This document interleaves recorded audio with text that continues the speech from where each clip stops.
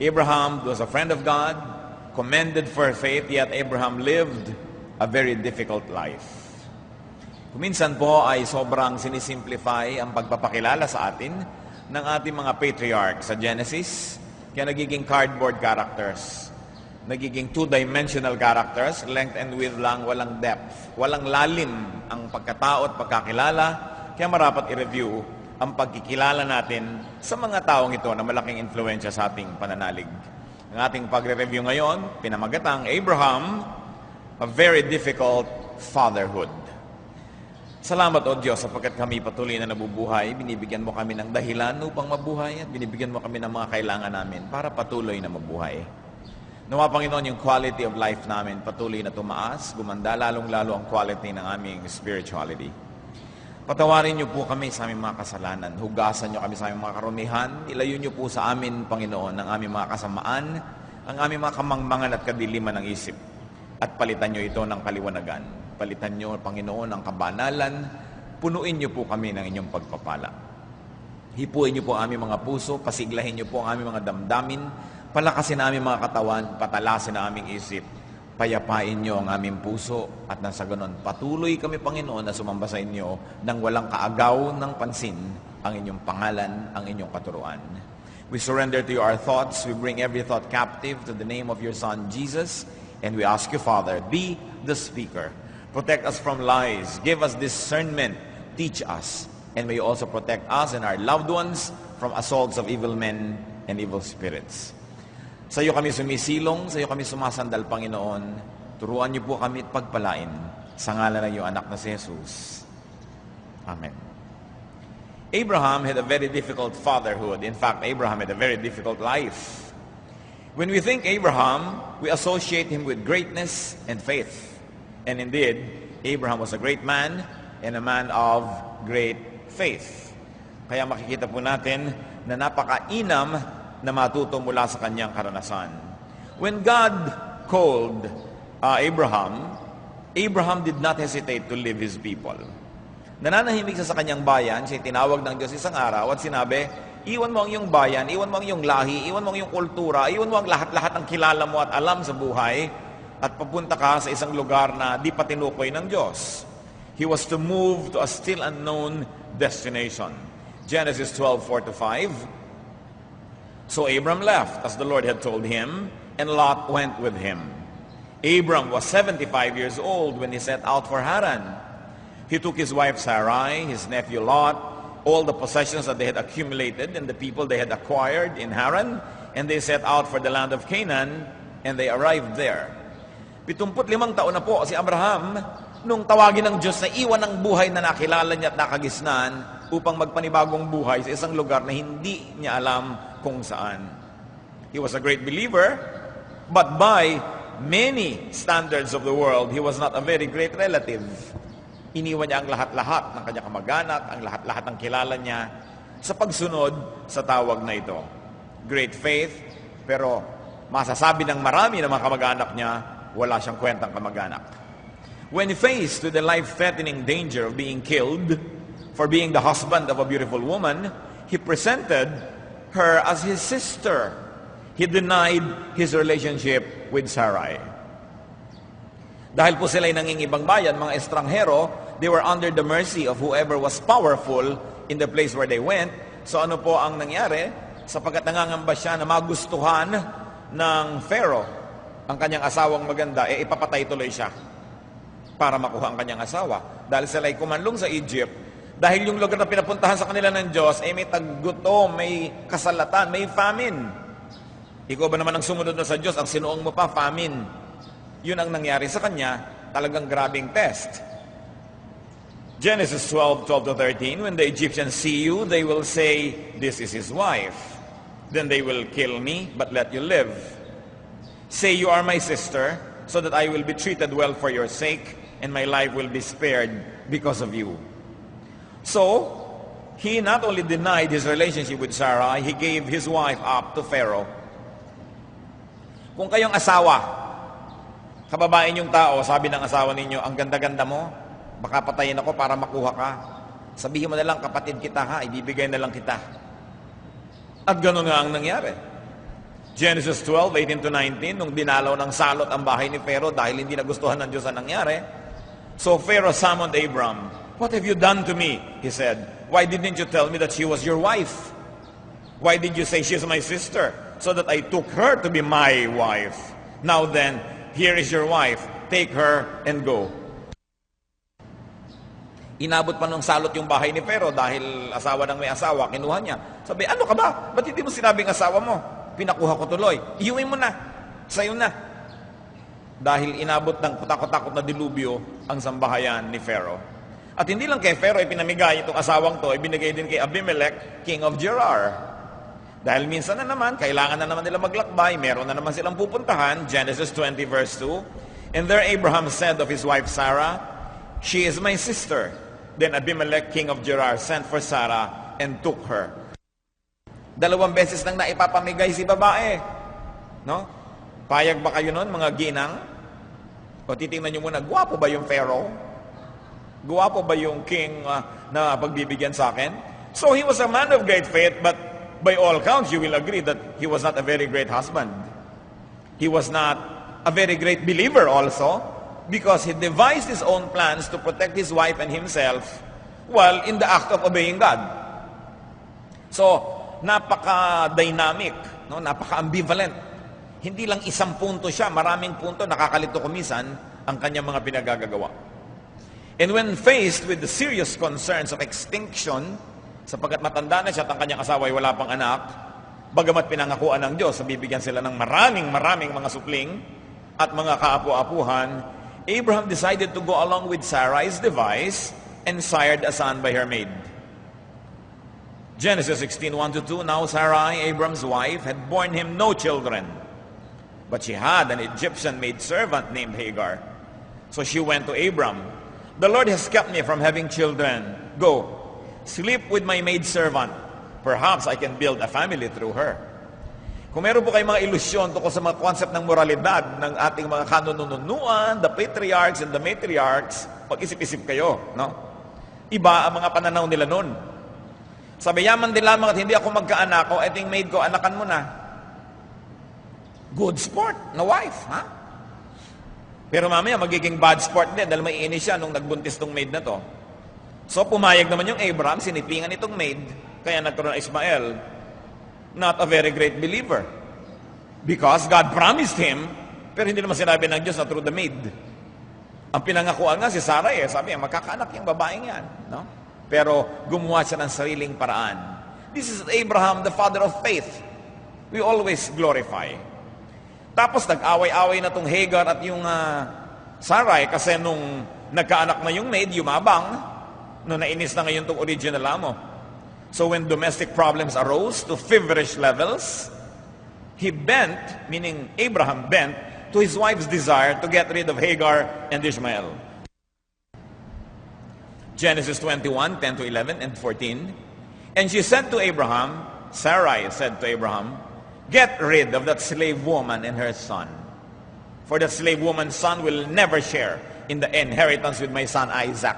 Kasi nagkaanak na ng urig kanya itong si Sarai. Gusto na ngayon niyang palayasin ang maid at yung anak na si Ismael. The matter distressed Abraham greatly because it concerned his son. No? And verse 14, "Early the next morning, Abraham took some food in a skin of water and gave them to Hagar. He set them on her shoulders and sent her off with the boy. She went on her way and wandered in the desert of Beersheba." So sabi niya, palayasin mo yan. Alam niyo, naliligiran sila ng disyerto. Anong ginawa ni Abraham kinabukasan? Binigyan ng 1 litrong tubig. O eto, ang mineral water. Class yan, ha? Mineral water.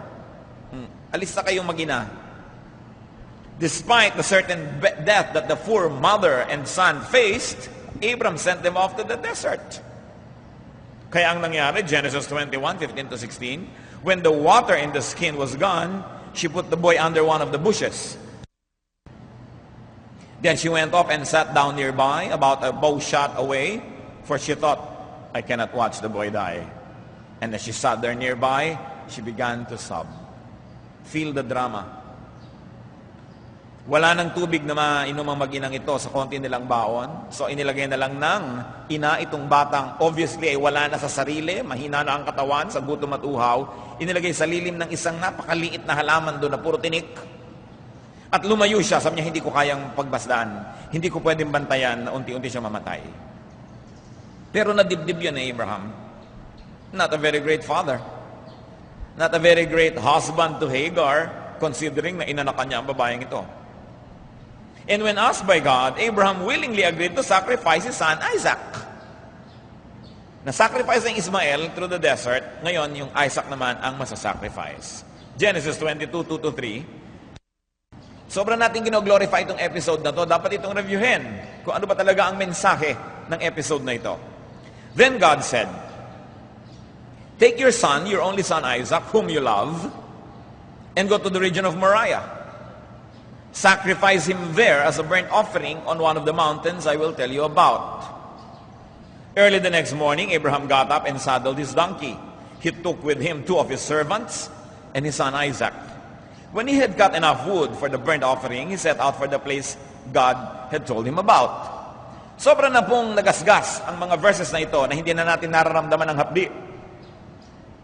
Sobra na nating nag-glorify yung faith na in-exercise dito, na nalimot na natin yung katotohanan ng human drama na naganap at kinailangan maganap sapagkat mga tao ang mga tauhan. Mababalitaan natin at ating maalala na noong sinabi ng Diyos na pupuksa niya ang Sodom, ay buong puso at dibdibang nakiusap sa kanya si Abraham na huwag gawin yon, na itira ang buong lungsod alang-alang sa ilang mga matuwid. Sanay si Abraham na makipagtawaran sa Diyos. At sanay ang Diyos na nakikipagtawaran sa kanya si Abraham. At alam natin ang kasaysayan, nagbigay ang Diyos. Sabi ni Abraham, kung may 50 ba kayong makita na matuwid doon, sisiraan nyo pa yung city, surely hindi nyo dapat gawin yan. Sabi ng Diyos, o sige, kung may 50, di wag. Ibinaba ang tawad, 40, sige, kung may 40, wag. 30, o sige, kung may 30, bumaba na hanggang 10. Hindi naman napagalitan si Abraham na nakiusap siya. At siya nakikiusap para sa isang napakasamang lungsod. Hindi siya napagalitan. At hindi lang kasi sinasabi sa atin ng mga theologians, pero sa palagay ko iyan ang isang tunay na pagsubok na ibinigay kay Abraham, kung anong puwang sa kanyang puso ng pag-ibig sa kapwa-tao, maging ang tao mang ito ay masama. At pasadong-pasado siya sa test na yon, sapagkat siya ay nakipagtawaran, he took the risk of God becoming angry with him because he was interceding for people. Ang magtataka tayong lahat, ano't hindi siya nag-intercede para kay Isaac? Ano't hindi siya nag-intercede para kay Sarah? Kung kayo ang tatay, nasasabihin sa inyo ng Diyos, kunin mo yung anak mo. Gusto ko siyang maging burnt offering. Alam niyo ba ang burnt offering? Itatali ninyo ang hayop, sasaksakin ninyo sa puso para mamatay, itutulo ang dugo, i-offer, at ang katawan susunugin. Yun ang ipinagagawa sa anak. Para hindi na natin nararamdaman ang ibig sabihin nito, no? Dahil sobrang ginogloss over natin. No?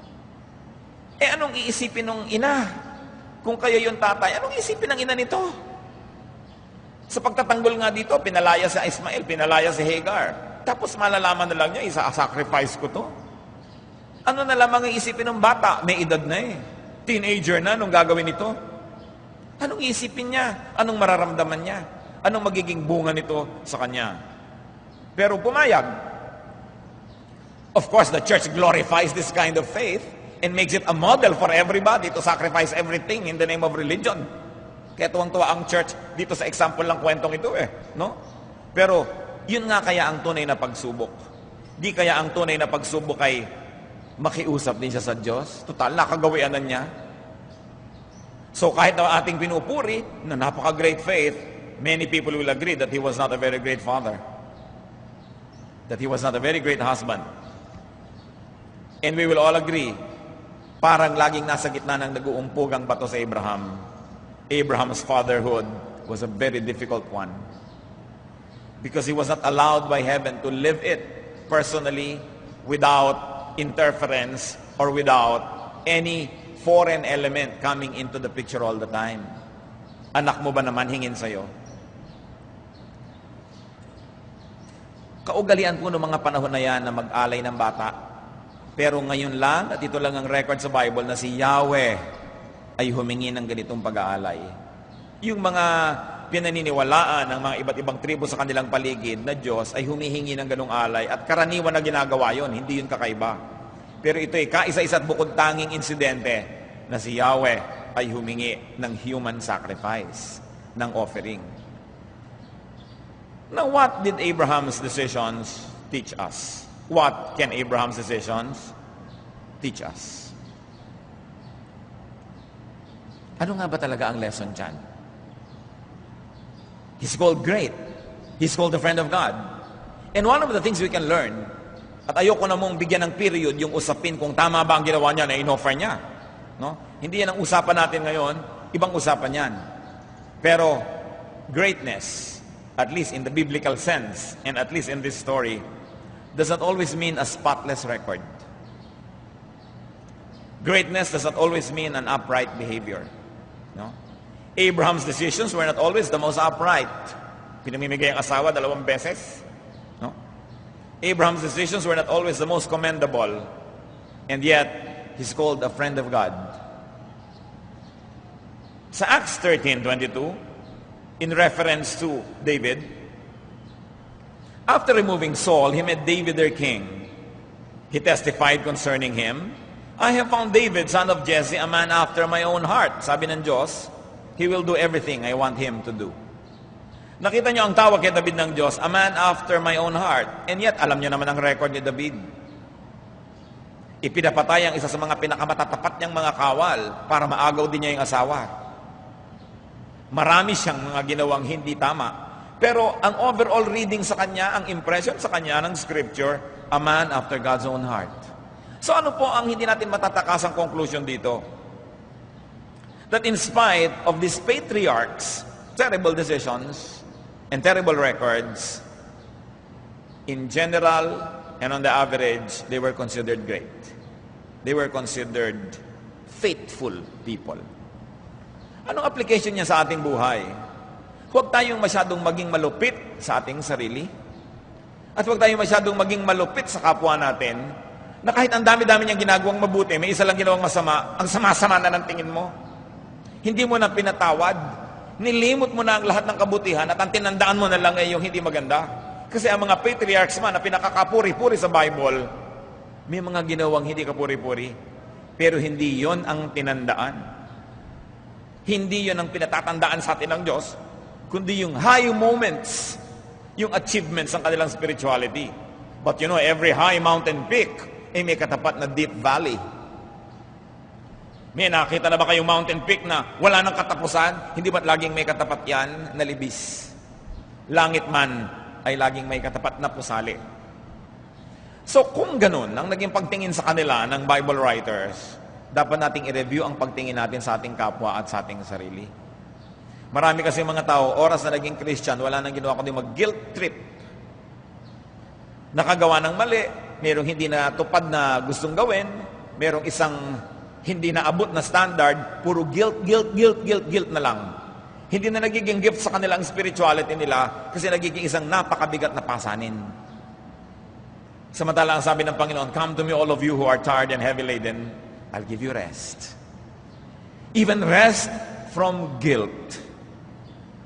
At hindi ba napakasarap mga kapatid? Kung wala ka nang magagawa talaga, nagawa mo ng isang pagkakamali, nadapa ka na, hindi ba ang kailangan mo na lang talaga forgiveness and rest from guilt? At yun ang ibinibigay ng Panginoon. Ang tanong, yan bang ibinibigay natin sa ating kapwa? Yan bang ibinibigay ninyo sa inyong sarili? Ang asawa nyo kay buti-buti, minsang nagkamali, hindi nyo napapatawarin, hiwalay na agad ang solusyon? Ang mga magulang natin kay bubuti sa atin, meron lang mga konting mga kapintasan. Ang tatandaan natin yun, at kikimkimin natin mga sama ng loob laban sa kanila, buong buhay. Hindi ganun ang pagtingin ng Diyos, even sa mga patriarchs. Isang malalim na leksyon na maaari nating matutunan maging sa mga kakulangan ni Abraham at ng iba pang mga patriarchs. Ano pa pong leksyon ang pwede nating matutunan sa kanyang buhay?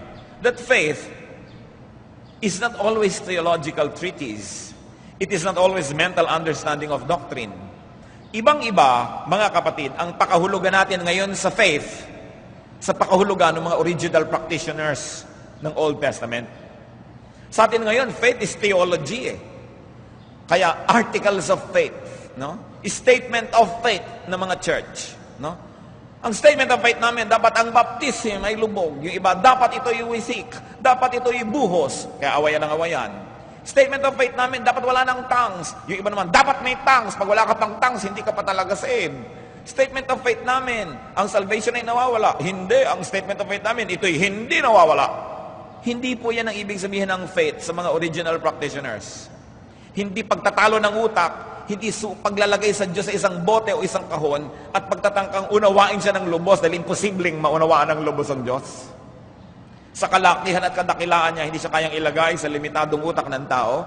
Kaya kahit ano ang napakalakas mong opinyon at napakatapang mong paniniwala, hindi ka dapat makipagbakbakan para doon dahil hindi ka naman makakatiyak na tama ka nga. O tamang-tama ka nga.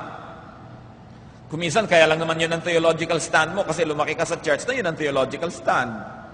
Nakaladkad ka ng kumari mo sa church niya, yung theological stand. Ano yung theological stand? Mapidili mo ba talaga yan? Pinag-aralan mo ba lahat ng mga stand at patapos nanalangin ka at buong talinong namili? Hindi. Usually, minana mo lang yan eh. Pagkatapos, ipagpapatayan mo. Hindi ko sinasabing hindi mahalaga ang theology, pero kuminsan yan ang hadlang para maging makadiyos ang tao. Because we oversimplify the concepts of God. In the times of Abraham, the great man known for great faith, faith meant unreserved, unquestioning, and trusting reliance on God, obedience to God at certain moments, on certain concerns. Si Abraham, natawag na Father Abraham, a great man of faith, ang faith sa kanya, pagsunod nang walang tanong-tanong. Pero hindi naman pagsunod lagi. Nakita ninyo, sinabi ba ng Diyos, ipamigay mo yung asawa mo? Hindi. So anong pinakikilalanan dito? Faith sa mahahalagang bagay na ipinapagawa. At yung mga iba, charged to God's grace.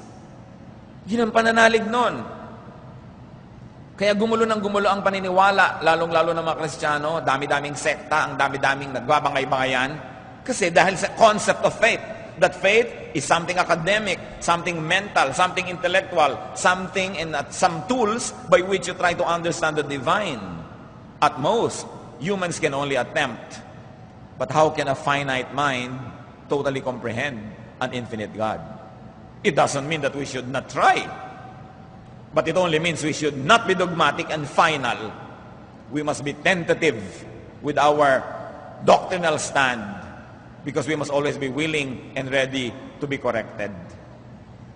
Para mga scientists, you know, scientists don't use the word proof. Sasabihin nila that this experiment has proven that this theory is so and so. No, sasabihin lang nila, the experiment supports the theory that blah, blah, blah, blah, blah, blah. Kasi ang science hindi naglalagay ng period. Natutuwa ang science kung siya'y ma-disprove.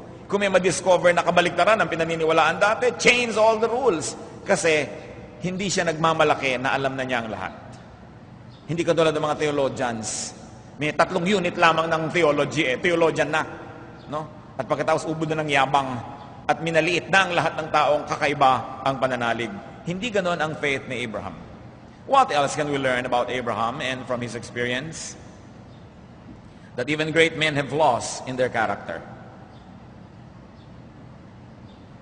Even great men can make ungreat decisions. They commit mistakes. And they are as human as every one of us in many, many ways. Another lesson is that great men of faith can be called great for their personal relationship with God, for their obedience to some particular, but not all and not the total will of God. No human being can obey totally all the will of God. May puwang dapat tayo sa kakulangan sapagkat ang Diyos man naaalala na tayo'y lupa.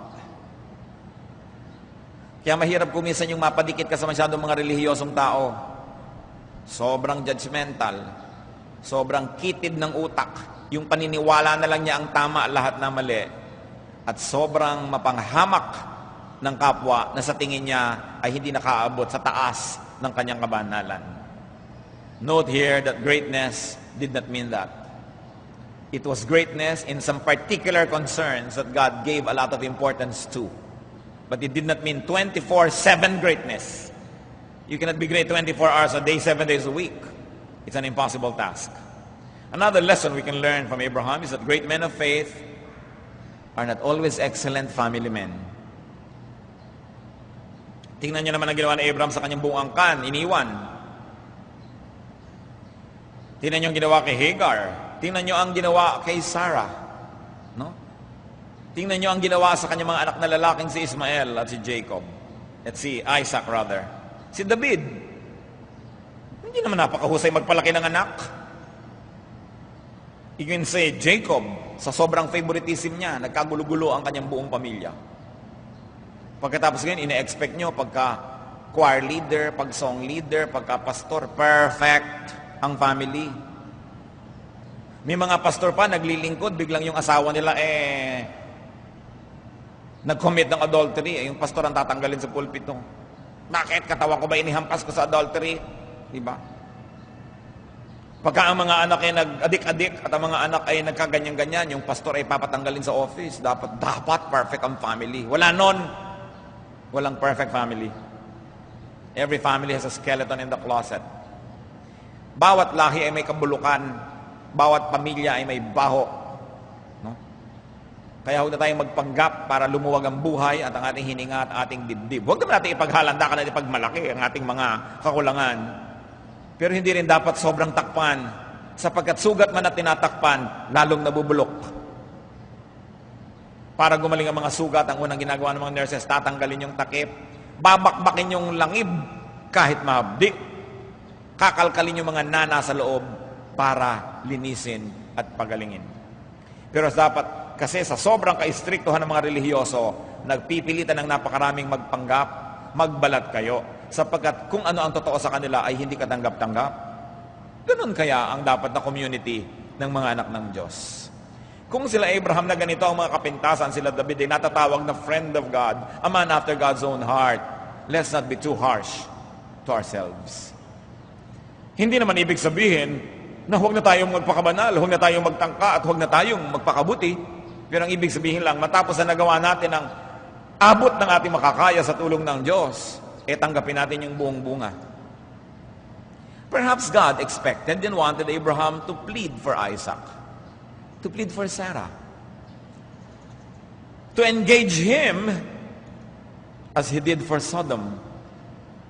Perhaps God wanted Abraham to be more humane and reasonable.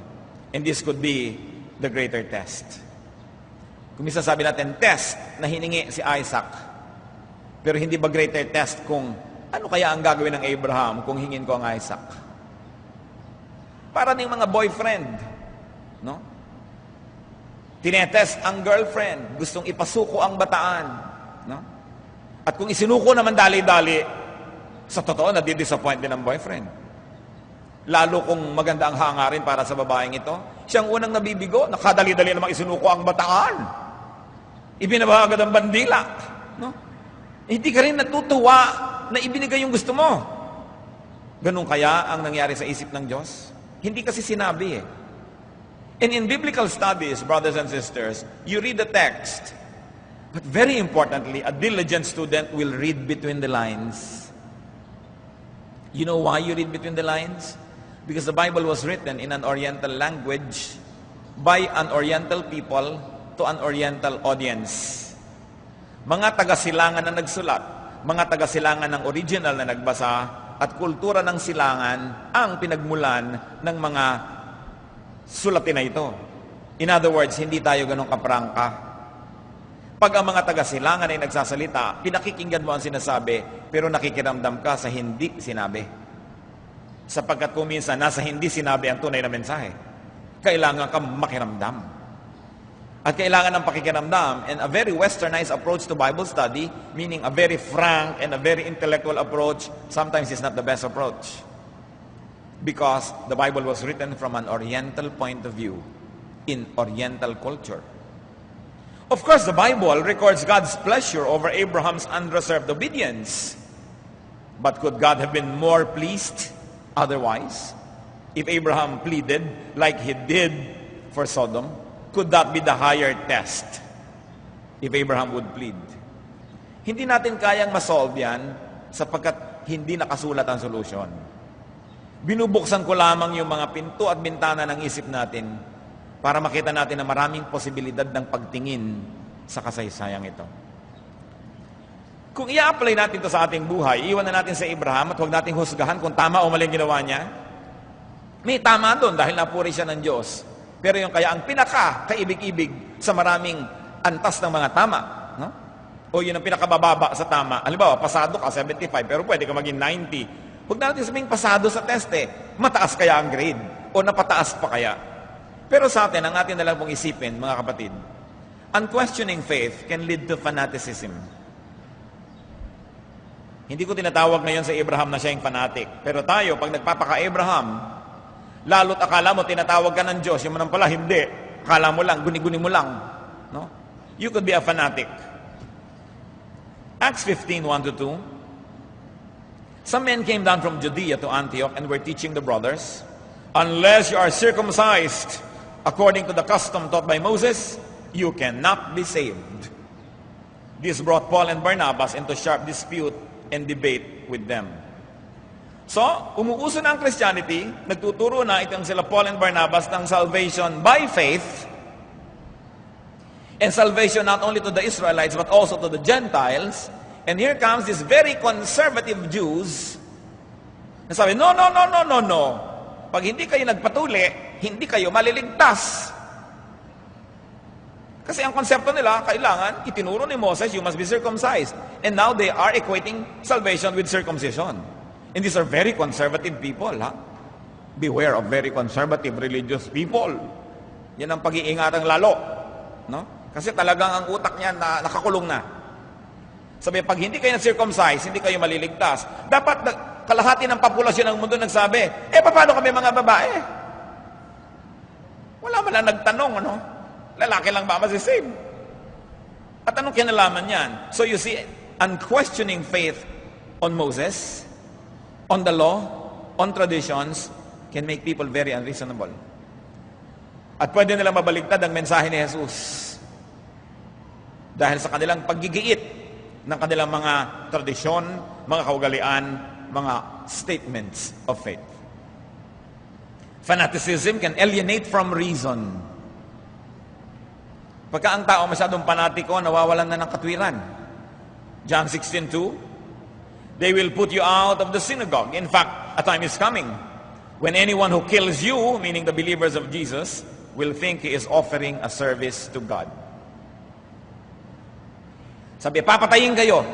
At yung mga relihiyosong papatay sa inyo ay maniniwala na ikinalulugod yun ng Diyos. Na pinaglilingkuran nila ang Diyos. Hindi ba't hanggang ngayon, napakaraming pumapatay ng kapwa in the name of God? Whatever and whoever that God is. Senseless carnage of people in the name of a God, in the name of an ideology, and they think it is good. Kahit sa mga Kristiyano, kuminsan yung mga unkindness natin sa kapwa natin, yung sobra natin pagdusta sa nagkakamali, nagkakasala, akala natin kinalulugod ng Diyos yung ating cruelty. Sabi nga ng isang kilala ko, we Christians are unique. We are the only people on earth who kill our wounded. Yung nasugatan ka na, nadapa ka na, pagpepiestahan ka pa, kakawawain ka pa lalo. Sabi, pambihira tayo.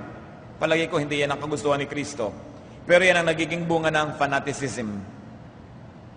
Yan ang nagiging bunga ng theology, authority. Yan ang nangyayari sa mga tao.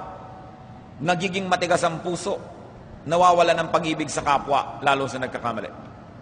Today's fanatical and unkind and inhuman theological ideologues think that they please and obey God by their unkind and cruel ways.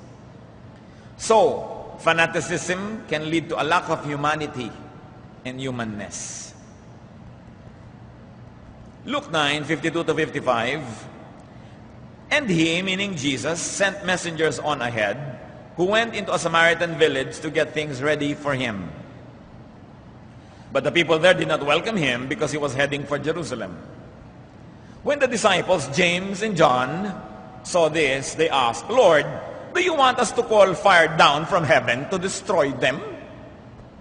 But Jesus turned and rebuked them. Pupunta ang Panginoon sa isang Samaritan village na kaaway ng mga Jew. Nagpadala siya ng advance party para ihanda yung lugar, pero tinanggihan siya at si Jesus. At sabi agad nitong si James and John, yung si Saint John, no? At si Saint James, no? Sabi, Lord, magpapaulan na ba kami ng apoy? Paulan natin ng apoy. Nire-reject tayo, no? Kita niyo si Saint John, gusto magpaulan ng apoy, no? Pinagalitan sila ni Jesus. The Lord turned and rebuked them. You see, blind religiosity, fanaticism, can lead to lack of humanity. And lack of humanity and humanness can alienate from other people. Kaya kung minsan natatanggihan si Jesus, natatanggihan ng Biblia, hindi dahil kay Jesus, hindi dahil sa Biblia, kundi dahil sa asal ng mga nagdadala ng Biblia. At sa asal ng mga nagdadala ng pangalan ni Jesus. Nasaksakan ng killjoy, wala nang ginawa kundi mangdusta, mang-judge, lahat. Kaya nakikita natin, maging sa Acts 15:36-39, at huwag na nating basahin lahat, nagbangay-bangayan ng mga nagmimisyon. At sila nagkakagalit, naghiwa-hiwalay. What other thing can we learn from the experience of Abraham? The friend of God, the great man of faith, who followed God. And yet, what did he get? Religious life can involve heartbreak. Isang katotohanan na dapat alamin ng nagmamature na mananampalataya. Hindi, tanggapin mo si Jesus, masosolve lahat ng problem mo. Kumisan, mas dumami. Because you can get worse before you can get better. Parang may sakit ka, kailangan muna talaga mahirapan ka bago ka gumaling. Kuminsan marami kang dapat ituwid, maraming mga sasalungat sa'yo. Religious life can involve heartbreak. Kaya hindi dapat yung nagtatago ka sa relihiyon para lamang pagalingin ang nasugatang puso. No? Sometimes it helps, but it doesn't promise to be a cure-all medicine. Kuminsan sa pagsunod mo pa nga sa Diyos, kaya ka nahirapan. Yun ang nangyari kay Abraham. Tinawag, ang pinuntahan na lugar, may famine. Lumipas sa ibang lugar, yung asawa niya napag-interesan, kaya kinailangan niyang ipamigay halos para hindi siya mapatay. Nagkalayo pa silang mag-amain dahil kulang lang yung mga damo, nakakainin ng kanilang mga tupa. Nakidnap pa ang kanyang pamakin na si Lot, kinailangan pa niyang bawiin sa mga kidnapper. Kutakot-takot na hirap ang inabot nitong si Abraham na ito. And yet, kung may maipupuri tayo sa kanya, kahit may maipipintas ka sa pagiging ama, sa pagiging asawa, grabe ang pagsunod niya sa Diyos. Sobra na sumunod siya sa Diyos. Kaya hanggang ngayon pinag-uusapan pa natin siya. Bihira ang Abraham. No? Mapalapit-lapit na lang tayo sa kanyang aninoy. Dapat na tayong sumaya. Huwag nating daigin pa. Liban na lang. Ang Diyos talaga ang tatawag din sa iyo tulad sa pagtawag sa Kanya. Kaya nagiging mahirap gumisan ng religious life. Pinipilit mong daigin lahat ng mga hero na to. Tapos ang pinag-uusapan lang lagi mula sa pulpito, sa Bible study, yung mga kadakilaan, hindi naman napag-uusapan yung mga kamalian at kahinaan nila. Ano nagiging bunga sa mananampalataya? You always feel inadequate. Parang pag nasa gym ka, ang ganda-ganda naman ito, ang gwapo-gwapo naman itong mga to, parang ikaw tuloy nasisiraan ng loob mag-gym dahil mukha kang bariles o mukha kang ting-ting. Parang 50 taon na yata ako dito, hindi pa ako magiging ganon. Hindi naman sila nakaka-encourage, nakaka-discourage. No? Kaya kung minsan, pag tumitingin ka sa mga great, mga malalaking hero, lalo kang lumiliit. Pero kung titingnan mo, yes, may dapat purihin sa kanila, pero tulad ko rin, meron din silang mga kakulangan, then it can encourage you to keep on doing your best. Because you can also do mighty things in spite of your shortcomings. At isa po yan sa mga dahilan kung bakit natin binibigyan ng pansin ngayon itong mga hindi laging napapansin na mga kakulangan, itong mga great heroes na ito. Para makita natin na sa kabila ng kanilang mga kakulangan, tinawag pa rin silang friend of God. Tinawag pa rin silang a man after God's own heart. Kung ganon, may pag-asa tayo na patuloy na matawag na friend of God, a man or a woman after God's own heart, kahit hindi tayo perfect. Kaya nga may Jesus, kaya may dugo ni Jesus para hugasan ang ating mga karumihan, punuin ang ating mga kakulangan, at gawin tayong karapat-dapat, hindi man tayo dapat. Another truth that we can learn from Abraham's experience is that it can be very difficult to live close to God and to certain people at the same time. Hindi laging ganun kadali na maging malapit sa Diyos pagkatapos panatilihin mong malapit ka rin sa ibang tao. Sinasabing umalis ka dyan sa bayan mo, kinailangan niyang lumayo sa kanyang mga kamag-anak. Sinabing ibigay mo sa akin ang anak mo, kinailangan niyang huwag bigyan ng malaking pansin ang sasabihin ng kanyang asawa o mararamdaman ng kanyang sariling anak. Kadalasan, pag ikay lumalapit sa Diyos, you will face opposition. There will be opposition. Acts 6:1. In those days when the number of disciples was increasing, the Grecian Jews among them complained against the Hebraic Jews because their widows were being overlooked in the daily distribution of food. Kung kayo ang pastor dito, gusto sumabog ng ulo ninyo.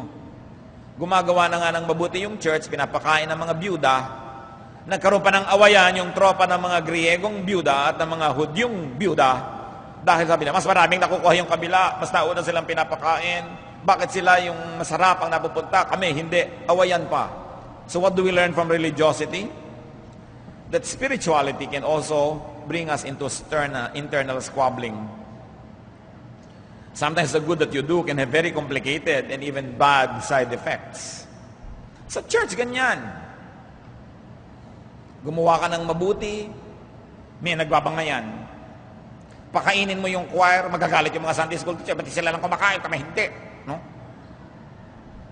Sabihin mo sa mga iba, magtinda nga kayo para may mabili yung iba. Yung mga biglang, ba't kami hindi nagtitinda? Sila lang. Yung bakit ganito? Yung pag basta may ginawa ka ng mabuti, lagi nagkakakomplikasyon. Minsan gusto mo sabihin, Italian na lang kayo lahat at latiguhin ng tahimik ang buhay. Oras na nagbigay ka ng puwang. Magsasabi ka, meron tayong camp, yung mga 5 na talagang hindi maka-afford. Sumama na ng libre. May 7, 8, ipagpipilitan pa rin ang sarili nila. Bakit yung 5? Mabuti pa, wala na lang libre, wala na lang camp. No? Para tahimik ang buhay. Nakakadala ko minsan gumawa ng mabuti dahil parurusahan ka ng tao sa dami ng problemang ibibigay sa iyo. No? Internal squabbling. 1 Corinthians 1:11, my brothers, some from Chloe's household have informed me that there are quarrels among you. So yung pagiging religyoso, hindi sabihin tahimik ang buhay. Sumali ka sa church, matatahimik ka. Totoo ba yun? Pero nauna na yung mga patriarchs. So alam nating bahagi talaga yan ng buhay. Bahagi talaga ng pagsunod sa Diyos na may tatahakin kang mga tinik. Bahagi talaga sa pagsunod sa Diyos sa kuminsan napapagitan ka sa mga nag-uumpog bato. Bahagi sa Diyos sa kuminsan nalalayo ka sa ilang tao. Bahagi sa Diyos sa kuminsan di ka nauunawa. At bahagi sa Diyos sa kuminsan kailangang tibayan ng dibdib dahil mahirap ang kailangang gawin. Salamat may mga nauna sa atin, hindi na tayo kailangan gumawa ng mapa and we don't have to reinvent the wheel because they have gone ahead of us. Dapat lang matuto tayo sa kanilang mga karanasan. Ngayon, balik natin sa ating mga sarili ang kwento. How could you be an Abraham? Alisin na natin sa kanyang kwento, matagal na siyang yumao. But this time, alisin natin yung tawag sa kanya ng Diyos. Yung pagiging Abraham lang, tulad natin. Could you be sacrificing a son or a daughter? At ang sinasabi na nito, hindi dahil sabi ng Diyos. Plainly, could you be sacrificing a son or a daughter? Marami sa atin, nangyayari yan, hindi natin napapansin. Nasa-sacrifice sa palang mga anak natin dahil sa ating convictions. Kung minsan may political conviction ka, may religious conviction ka, meron kang dietary conviction. Basta mga personal, tapos damay anak mo. Dapat tayong maging sensitive. Na-sacrifice ni Abraham ang 2 niya anak na lalaki. Pero may sinusunod kasi siyang instruction Tayo naman, kung minsan walang instruction sa Diyos, nasa-sacrifice pa mga anak natin. Dapat nating isipin yan. How could you be an Abraham? Because unless we think this way, we cannot really benefit from this story. Ito'y paalala that there could be an Abraham in each one of us. Although ang pinakaiba ni Abraham, tinawag siya ng Diyos. Ikaw ba tinatawag na isacrifice ang iyong anak? How could we be jeopardizing and sacrificing our spouses? Mga lalaki, nasasacrifice nyo ba ang inyong asawang babae sa pagsunod nyo sa inyong kagustuhan? Mga babae, nasasacrifice nyo ba ang inyong husband dahil meron kayong gusto na sinusunod? Kumisang ganun eh. Meron kang conviction, nasasacrifice, asawa mo agad. Gusto mo pumasok sa politics, iniisip mo ba kung ano mangyayari sa asawa mo pag naging politician's wife? O politician's husband? Iniisip mo ba mangyayari sa iyong pamilya? Gusto mong magnegosyo, dahil mura ang kopra sa Spratly Island, lilipat ka agad, dala-dala mong pamilya mo. Ano ang magiging bunga nito sa kanila? Kaladkad mo ang lahat pag gumagawa ka ng desisyon if you are a family leader. Could you be sacrificing people? At yung mga relihiyoso, hindi ko sinabi maka-Diyos ha, mga relihiyoso, could they be sacrificing people around them needlessly because they think this is what God wants? Yung pala, opinion lang nila yon o theology lang nila, hindi naman pala Diyos ang may gusto, pero ang dami-dami na nilang sinirang relasyon. Ang dami-dami ng kasalang hindi pinuntahan, ang dami-dami ng mga lamayan na hindi pinuntahan, ang dami-dami ng mga binyagan na hindi pinuntahan dahil sa religious conviction. Natitiyak nyo ba na yan ang pinapagawa sa inyo ng Diyos? Nakikipag-away kayo, lumalayo sa inyong mga pamilya. Yun kaya talaga ang gusto siya sa atin. Because many religious activities sacrifice our human relations. But you've got to really seek God's heart and ask Him, is this what you want me to do? Namatay ang tiya ko, tapos ipapasok sa isang simbahang hindi ko relihiyon, magpapaiwan ako sa labas. Nasaktan na ang damdamin ng aking tiyo at mga pinsan at lahat-lahat. Yun ba talaga gusto ng Diyos? Ikakasal ang best friend mo, ikakasal ang pinsan mo na kasama mong lumaki, pero dahil na iba ang relihiyon mo sa kanya, ayaw mo na ngayong umattend dahil iba yung simbahan na pupuntahan. Ganun ba talaga ang pagiging maka-Diyos? Are we making so much sacrifices that God doesn't ask for? Kaya dapat tayong lumaya sa napakarami mga gapos na ibinibigay sa atin ng isang fanatic religious attitude. Could you obey a call to the point of losing your touch with reason? With humanness? Merong mga tao nagfa-fasting for 40 days at merong nangamamatay. Tapos magtatanong, Diyos ko, bakit po ako namamatay? Hindi pa ka ba naman kumain ng 40 days? Sinabi ko bang gawin mo yan? Lumabas ba ang anghel? Tadan! Sabi ng Diyos, wag kang kumain ng 40 days. O guni-guni mo lang. Ang dami pong tao napapahamak sa pagiging relihiyoso. Pero maraming napapabuti kung tama yung pananaw. Pero yung sobrang emosyonal, sobrang bulag na mga pananalig, pagkopya sa mga nababalitaan na hindi naman ipinagagawa sa iyo ng Diyos. Kaya nga may mga nagpapapako pa sa krus, di ba?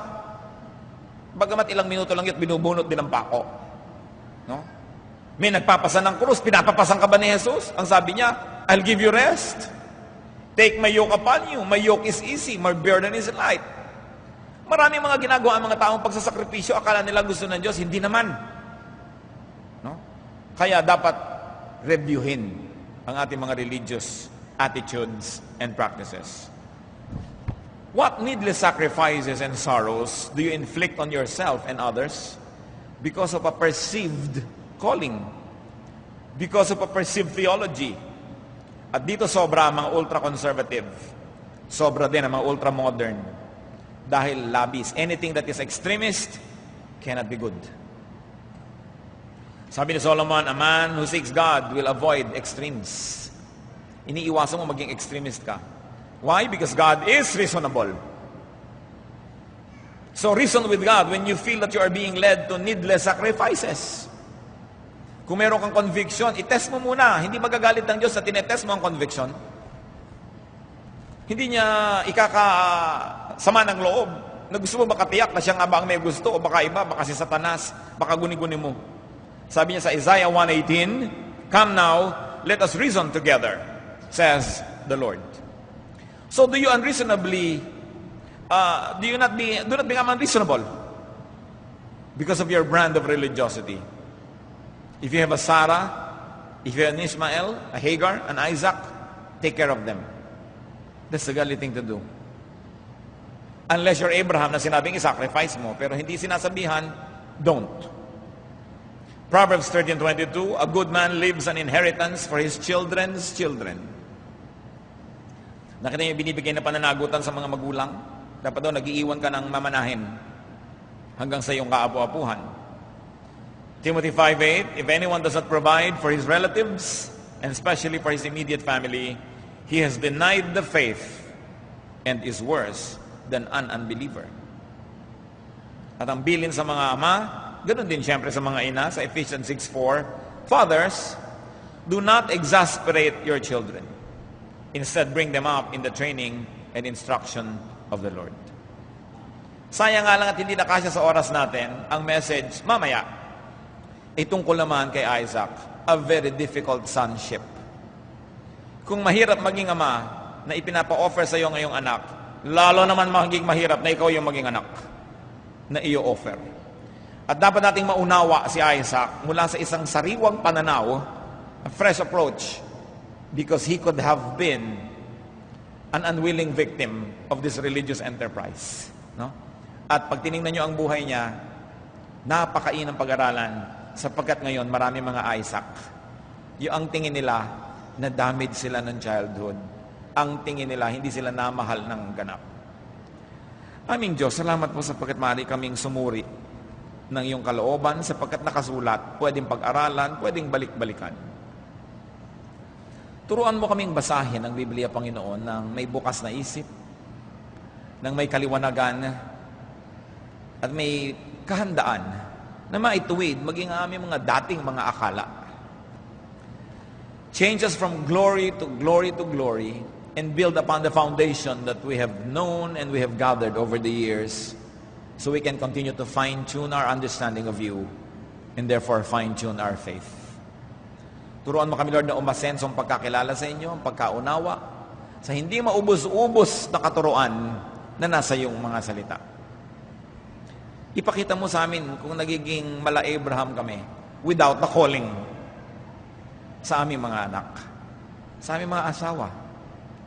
Ipakita niyo po sa amin, Panginoon, kung marami kami nagsasakripisyong iba dahil sa aming mga sarili at personal na convictions. Ipakita mo sa amin kung paano makikitungo sa mga fanatiko. At lalong-lalo naman ipakita mo sa amin kung nagiging fanatic kami, unreasonable, narrow-minded, judgmental, cruel to people. Speak to us, O God. Magbulay-bulay tayo sa katahimikan, mga kapatid. Hingin natin sa Diyos ang personal na mensahe niya para sa bawat isa. Maliban na lang na gawin nating personal ito, it will only be an exercise in historical and biblical reading. But ask God to give you a very personal message. Surely everyone will benefit from the stories of Abraham and his family. Lord, bless your people. Speak to us, guide us, correct us, strengthen us, affirm us. We seek you, Father, in Jesus' mighty name. Be alone with God in a while and hear His voice.